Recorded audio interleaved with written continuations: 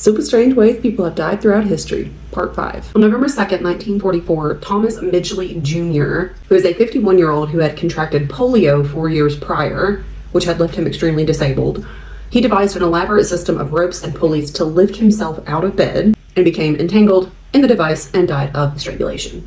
But the fact that it worked for 4 years really says something about his engineering capabilities, I think. Basil Brown was a 48-year-old health food advocate from Croydon, England, and died from liver damage after he consumed 70 million units of vitamin A and around 10 gallons of carrot juice over the span of 10 days, turning his skin bright yellow. Basil Brown is now Basil Yellow.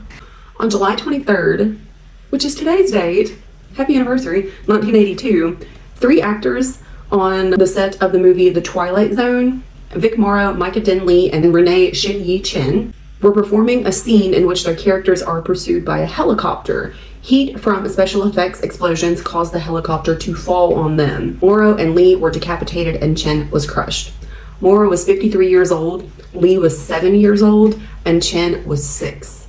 In 1985, Jerome Moody, who was 31 years old in New Orleans, Louisiana, drowned in a swimming pool, which is not that wild, but he drowned while he was attending a party held for lifeguards at a local swimming pool, and they were celebrating an entire summer season where no one drowned. His body was found at the bottom of the pool on the deep end after the party ended. If that's not irony, I don't know what is.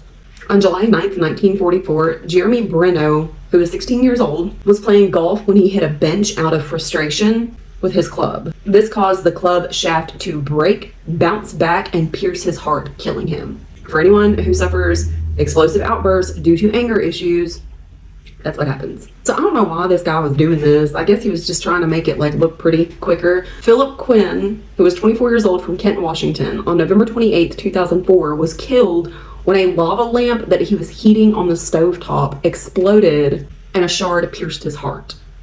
On September 2nd, 2004, 23-year-old Francis Daniel Brome was a passenger in a car driven by his friend, 21-year-old John Hutcherson, not to be confused with Josh Hutcherson, PETA from the Hunger Games. Both men had been drinking. Brome was hanging out the passenger window, vomiting due to car sickness. Hutcherson drove off the road and sideswiped a telephone pole support wire, decapitating Brome.